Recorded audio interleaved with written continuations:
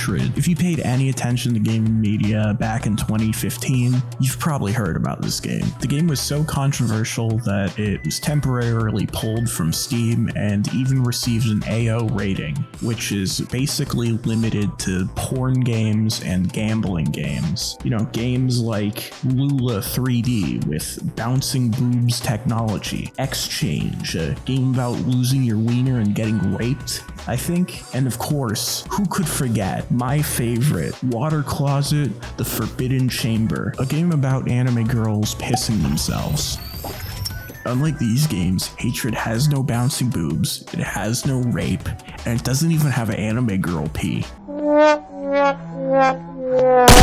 For an indie game from 2015, the game looks pretty good. It has great animations, destructible environments, and dynamic lighting. Overall, they just did a really good job on the environments. They all feel like real places that you could go to. Hatred's story is practically non-existent, but that's okay, because story is not important.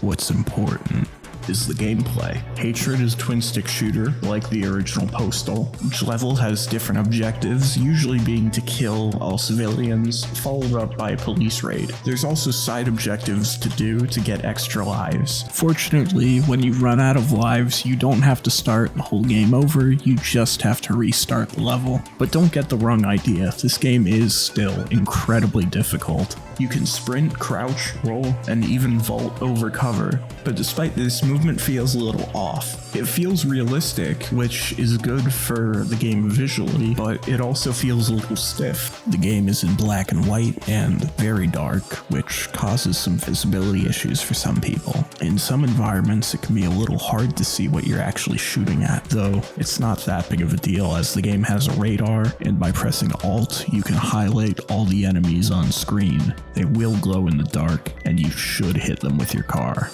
There are mods to get rid of the black and white filter if it's that big of an issue for you, but personally I think it pushes everything too far in the other direction, looking a little too saturated and kind of just killing the game's unique art style. One of the biggest issues people have with this game is its camera. Because of the isometric camera, you can't see super far in front of you. By holding down the right mouse button, you can pan the camera over to see a little bit further ahead of you, and generally enemies won't attack you unless they're within the range that the camera can move. Though, getting shot from guys that you can't see is still a problem. To avoid the constant Toho-style piss streams of bullets headed in your direction, you're going to want to dodge.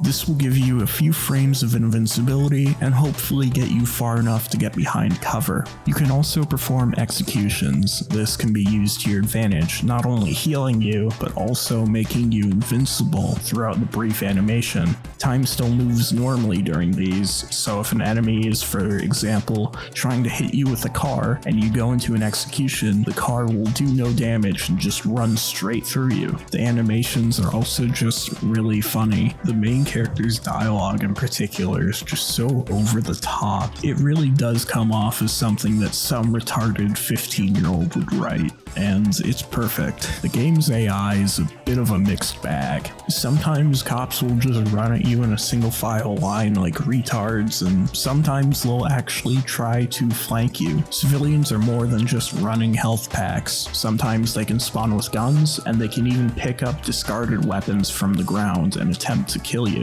As you progress through the campaign, you'll fight SWAT units and even the military. While civilians and normal police officers can generally be knocked down in one kick, these guys are significantly more spongy and will shrug off melee attacks. The game has Steam Workshop support, and there's some pretty good mods for the game out there. Most notably is Hatred 1.666. I'm bringing up this mod in particular because I see a lot of people say that it's an overall improvement, that it just replaces the original game for them, and when I think it's very good, I wouldn't recommend it for a first time playthrough. It makes a few too many changes for my liking, game. Hatred is a celebration of angst. It'll make some people very uncomfortable, but it'll also be incredibly entertaining and even funny to others. And that's what art and freedom of expression are all about. Whether you love this game or hate it, I'm sure when you first saw it, it got some reaction out of you. And I feel like that's the main intent of this game.